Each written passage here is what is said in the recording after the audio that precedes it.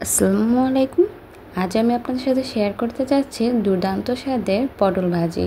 এই একটি মাত্র পটল ভাজি দিয়ে এক প্লেট ভাত অনায়াসে খেয়ে ফেলতে পারবেন। আর একবার যদি এইভাবে পটল ভাজি করে খান তাহলে সব সময় পটল দিয়ে শুধু এই ভাজিটিই করে খাবেন। তো চলুন দেখে নিন কী করে এই দুর্দান্ত স্বাদের পটল ভাজিটি করে নিয়েছি। পটল ভাজি করার জন্য এখানে আমি 8টি পটল নিয়ে নিয়েছি। এই পটলগুলোকে এখন আমি উপর থেকে ছালটা ছাড়িয়ে নেব।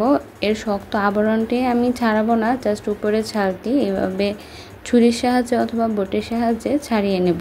এইভাবে পটল ভাজি করার জন্য কিন্তু উপরের ছালটি এভাবে চেঁচে ফেলে দিতে হবে। পটলটি এভাবে চাচা হলে তারপর দুই সাইডের অংশ বাদ দিয়ে দিতে হবে। তো বাদ দিয়ে তারপর আমি সাইড করে রেখে দিব। এভাবে করে আমি সবগুলো পটলের ছাল ছাড়িয়ে নেব। পটলের ছাল ছাড়িয়ে নেওয়ার পর বাকি কাজ কিন্তু আমি বটির সাহায্যে করব। আপনারা যদি ছুরির সাহায্যে করতে পারেন তাহলে করে নিতে পারেন, কিন্তু কিভাবে করতে হবে তাই আপনাদের দেখিয়ে দিচ্ছি।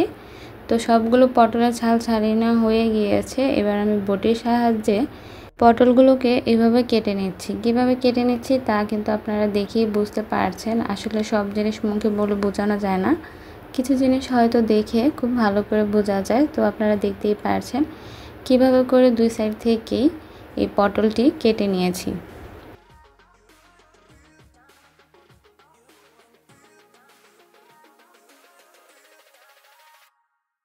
পটলটি কাটার পর দেখতেই পারছেন যে দুই সাইড থেকে কতটা সুন্দর ডিজাইন হয়েছে।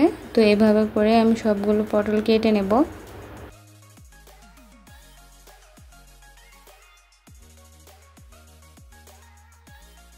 তো একইভাবে সবগুলো পটল কেটে নেওয়া হয়ে গিয়েছে। এবার পটলগুলোকে ধুয়ে এর মধ্যে বাকি উপকরণগুলো মিশিয়ে নেব। পটলগুলো মাখার জন্য এখানে আমি 1.5 চা চামচ পরিমাণ মরিচ গুঁড়ো, 1 চা চামচ পরিমাণ হলুদ গুঁড়ো এবং স্বাদ অনুযায়ী লবণ নিয়েছি। তো সবগুলো উপকরণ পটলের উপরে ঢেলে তারপর খুব ভালো করে হাত দিয়ে মাখিয়ে নিতে হবে। ভালো করে মাখার জন্য একটি পটল হাতে নিয়ে তারপর এভাবে মেখে নিতে হবে। তো পটলগুলো মাখা হয়ে গিয়েছে। এবার এই পটলগুলোকে তেলে ভেজে নিতে হবে। তার জন্য একটি কড়াইতে আমি প্রথমেই দিয়ে নিচ্ছি সয়াবিন তেল। তেলটি গরম হয়ে আসার পর একটি করে এই পটলগুলোকে দিয়ে নিচ্ছি।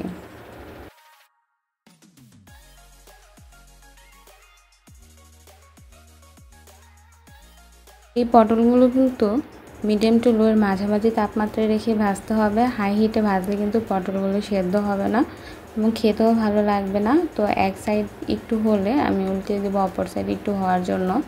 এভাবে করে বেশ কয়েকবার উল্টিয়ে পাল্টিয়ে কিন্তু এই পটলগুলো ভেজে নিতে হবে। এই পটলগুলো কিন্তু ভাজার মধ্যে সেদ্ধ হয়ে যাবে। তো যতটা সম্ভব লো হিটেই পটলগুলোকে ভেজে নিতে হবে। আর ভাজতে ভাজতেই এই পটলের ডিজাইনগুলো কিন্তু ফুটে উঠবে।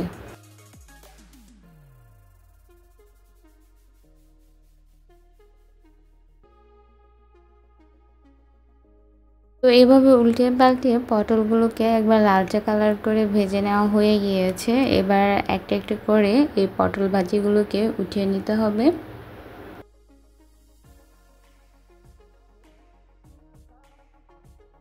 তো এখানে সবগুলো পটল ভাজি উঠে নেওয়া হয়ে গিয়েছে। এবার কড়াইতে আরও একটু তেল দিয়ে তার মধ্যে দিয়ে দিতে হবে পেঁয়াজ কুচি।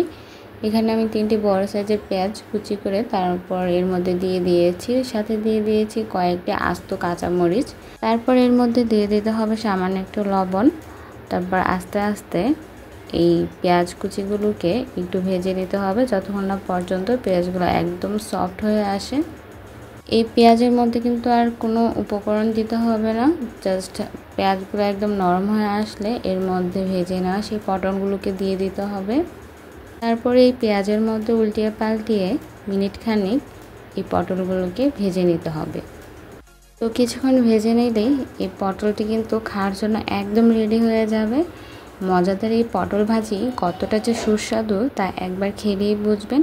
আশা করি আজকের এই রেসিপিটি আপনাদের কাছে ভালো লেগেছে। ভালো লাগলে আমার পাশে থাকবেন। সবাই ভালো থাকবেন। আল্লাহ হাফেজ।